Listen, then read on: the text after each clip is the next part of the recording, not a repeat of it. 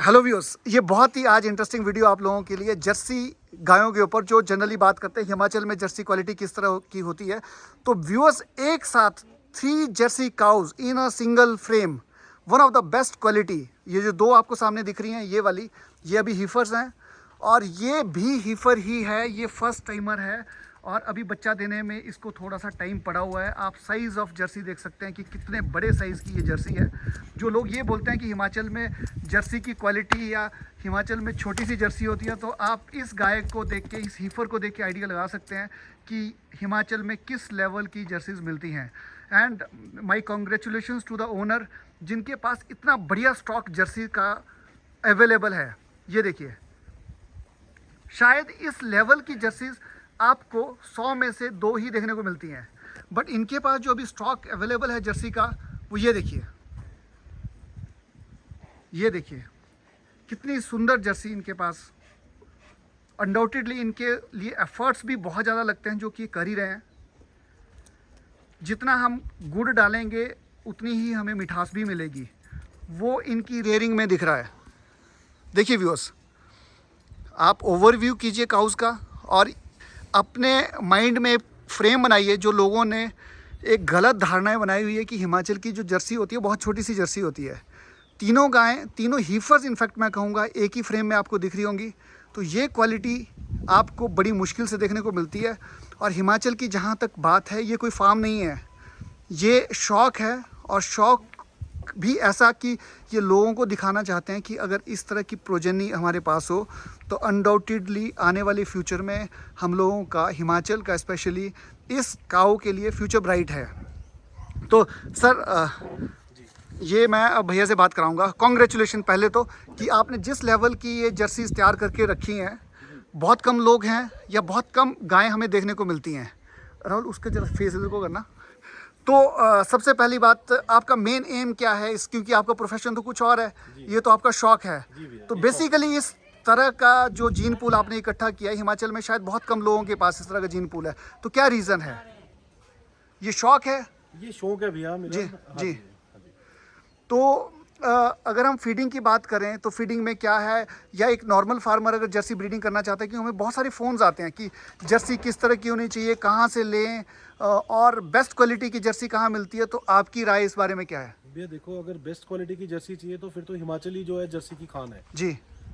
जैसे हरियाणा में घर घर में मुर्रा होती है, तो हिमाचल में घर घर में जर्सी होती है। जी जी। तो अगर जर्सी लेनी है तो भैया फार्मर से ही लेनी चाहिए। छोटे फार्मर के पास बड़ी अच्छी ब्रीड्स होती हैं जी, और बड़ी अच्छी उन्होंने संभाली होती है, पीढ़ी दर पीढ़ी चली होती है ना जी। तो मैं जैसे कई बार जाता हूँ फार्मर के घर में, तो उनके 7 पीढ़ियों की, 8 पीढ़ियों की वही जर्सी चली हुई है, तो बड़ी अच्छी रिफाइंड होके जर्सी हमारे को मिलती है। तो जो जनरली ऐसे बात करते हैं कि हिमाचल की, जैसे पंजाब वाले लोग मैक्सिमम जो ट्रेडर्स हैं वो बात करते हैं कि हिमाचल की जर्सी तो बेकार जर्सी होती है, छोटी सी होती है, दूध नहीं देती है, उसके बारे में आप क्या कहना चाहेंगे? ये ऐसा है, जो जर्सी है वो हिमाचल या पंजाब की नहीं होती। जर्सी तो जर्सी होती है जी। तो जर्सी से अच्छा मिल्क तो मेरे को लगता है किसी गाय का नहीं होगा भैया जी। होस्टन की गाय का दूध तो अच्छा हो सकता है जी जी। बट जो क्वालिटी ऑफ मिल्क है वो जर्सी का ही है। जी जी जी। हाँ जी जी जी जी। तो आप कितना जनरली फैट परसेंटेज रह जाती है? भैया फैट परसेंटेज ऐसा है कि मेरा ये प्रोफेशन नहीं है जी। तो नहीं, जैसे आप घरों में दूध यूज करते हैं तो एक मलाई का साइज देखिए। काफी अच्छा भैया। आफ्टर जो भैंस का दूध है उसके बाद इसी का दूध है जो सबसे बढ़िया, जो सबसे बढ़िया है। हाँ जी, 5, 5.5, 6 तक भी फैट चली जाती है इसकी। जी। फ्यूचर प्लान्स क्या हैं आपके? जैसे आपका ये प्रोफेशन नहीं है, बट ब्रीड के ऊपर आप काम कर रहे हैं। बिल्कुल भैया, मैं एक्चुअली चाहता हूँ कि हिमाचल में जो अच्छी ब्रीड हो जी, और जो इनके आगे बच्चे भी होंगे तो मैं हिमाचल में ही दूंगा। जी जी। सो दैट कि एक फार्मर के पास अच्छी ब्रीड जाएगी तो उसका प्रॉफिट, मतलब आप एक नोबल काम कर रहे हैं कि हिमाचल के फार्मर्स को थोड़ी सी एजुकेशन मिल जाए। बिल्कुल, यही आपका लॉजिक है इसके पीछे। मैं यही अवेयरनेस करना चाहता हूँ कि अच्छी ब्रीड पे काम करूँ। जी जी जी। दूध पे काम करके आप इतना पैसा नहीं कमा सकते जितना ब्रीड पे काम करके कमा सकते। जी। तो व्यूअर्स, इस तरह से ये भाई साहब देखो एक नोबल काम कर रहे हैं कि लोगों को एटलीस्ट ये दिखा रहे हैं कि अच्छी ब्रीड का अगर डेवलप करेंगे तो हमें अच्छे रिजल्ट्स आएंगे, अच्छा दूध देंगे और उनके बच्चे भी अच्छे दामों पे बिकेंगे। बिल्कुल। अब एक और चीज़ बताइए कि जनरली जो फार्मर है वो डरता है कि मेल हो जाएगा, उसके बारे में कोई गवर्नमेंट को सजेशंस आपके, या जो फार्मर को अपने आप ही अवेयर होना पड़ेगा। जी। सेक्सीमन लगाए जी उससे 90% चांसेस है कि वो बछड़ी ही होगी। जी। वो वाकई बहुत बड़ी प्रॉब्लम है फार्मर के लिए कि वो बछड़ा करेगा क्या। जी। पहले तो लोग हल चलाते थे तो बछड़े को, तो अब बछड़ा वो छोड़ेगा ही, वो क्या करेगा। जी जी जी जी जी। तो ये देखिए व्यूज़, मैं एक बार अगेन आपको क्वालिटी दिखा सकता हूँ। देखिए आप, ये देखिए क्वालिटी दिखा रहा हूँ कि कितनी सुंदर ये हीफर, और जो इन्होंने बातें करी वो बहुत ही वैलिड बातें। और ये देखिए आप, इस गाय का ओवरव्यू कराता हूँ आपको नज़दीक से। अडर शेप इसकी देखिए आप, ओवरऑल बॉडी स्ट्रक्चर देखिए, और इसकी जो हाइट है वो 4.7 इंचज़ है अभी, और जो लेंथ है वो तकरीबन 8 फीट के आसपास है। तो आप देख सकते हैं कितनी बड़ी जर्सी। इस तरह की जर्सीज हमारे हिमाचल में नॉर्मल घरों में देखने को मिलती हैं। हमारे हिमाचल में कोई बड़े फार्म्स नहीं हैं, 4-5 या 6-10 गायें जिन्होंने रखी हैं उनको हम फार्म का नाम दे देते हैं। बट एक फार्मर के घर पे भी आपको इस तरह की जर्सीज बहुत आराम से मिल जाती हैं। और अगर इनकी तरह कोई पैशनेट हो तो वो दूसरे लोगों को भी एक लाइटनिंग का काम करते हैं कि अगर अच्छा जेनेटिक पूल हमारे पास होगा तो उसकी वैल्यू उतनी ही बढ़िया होगी। ये देखिए,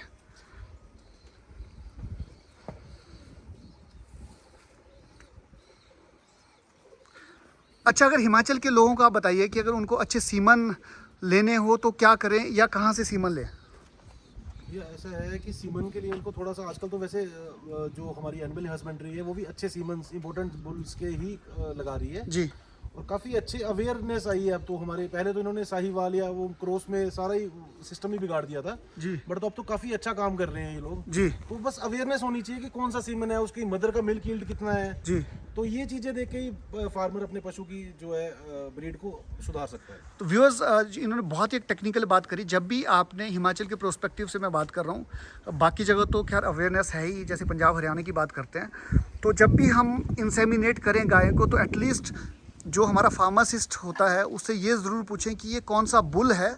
उस बुल का नंबर अपने पास आप नोट करें। एक ऐप आती है ई गोपाला ऐप, उस ऐप को आप प्ले स्टोर से डाउनलोड कर सकते हैं। तो जो टैग नंबर, इस तरह से ये जो टैग नंबर है येलो कलर का, हर गाय को डिप्यूट किया है हिमाचल गवर्नमेंट ने। अगर आप उसको सर्च करेंगे उस ऐप में तो आपको पूरी डिटेल उस कैटल की निकल आएगी। तो जैसे भैया ने बताया कि मेन है ब्रीड, अगर ब्रीड अच्छी होगी तो ऑटोमेटिकली वो सब चीज़ें अच्छी हो जाएंगी। और जहाँ तक फीडिंग का बात है, फीडिंग के लिए आप क्या सुजेस्ट करेंगे? फीडिंग के लिए भैया बेस्ट पॉसिबल जो वे होता है कि अच्छी फीडिंग करो, जैसे कि अगर आपकी ड्राई हीफर है तो उसको ड्राई हीफर ही दो। जी। अगर आपने गाय ड्राई किया तो उसको दूध वाली फीड देने का कोई फायदा नहीं है। जी। जी। उससे ना तो उसके बच्चे की ग्रोथ होगी ना उसकी अपनी ग्रोथ होगी। जी। अगर गाय दूध पे तो उसको दूध वाली फीड दो अच्छी। जी। और अगर वो बच्चा है तो उसको फिर स्टार्टर 3 महीने तक स्टार्टर, उसके बाद जो है वो ग्रोवर दो जी। और 7 महीने के बाद ड्राई फर स्टार्ट कर दो। जी। तो मतलब पूरा पैटर्न फॉलो करें तभी हम लोग एक अच्छा काफ तैयार कर सकते हैं। आपके आइडिया से एक वेग आइडिया कि एक हीफर को गाय तक बनने में कितना पैसा खर्च हो जाता है एक फार्मर का? भैया देखो, पैसे की बात करें तो पैसे के साथ साथ जरूरी उसको खिलाना ही पैसा नहीं होता, उसकी सेवा करना, उसमें बंदे पे खर्चा आना, बंदे का खर्चा आना, अपनी लेबर जी, वो सारी जोड़ेंगे तो भैया 70 से 80 हज़ार रुपये में जाके एक बछड़ी तैयार होती है, अगर वो 2 साल बाद अगर वो डिलीवरी देती है। तो व्यूअर्स, इन्होंने बहुत ही एक वैलिड चीज़ करी कि एक बछड़ी को तैयार करने में 70 से 80 हज़ार रुपये खर्चा होता है। तो जहाँ तक बात आती है, जो 25-30 हज़ार की गाय होगी वो दूध भी उतना ही देगी। नहीं, गाय ना पैसे पे दूध नहीं देगी, ना ही वो ऐसे दूध देगी। गाय देगी सिर्फ ब्रीड पे दूध। जी। गाय को जितना मर्जी खिला दो देसी गाय को, वो 8-10 लीटर से ऊपर नहीं जाएगी। ये अगर ब्रीड होगी उसको कम खिलाने के भी वो 15, 16, 17, 20 आराम से जाएगी। जी। तो व्यूअर्स, इतनी इम्पोर्टेंट बात भैया ने शेयर करी, और मैं एक बार आपको फिर से इनकी हीफर्स दिखा देता हूँ, जो कि बहुत ही सुंदर क्वालिटी की हीफर्स हैं, जो जेनेटिक पूल इनके पास हैं।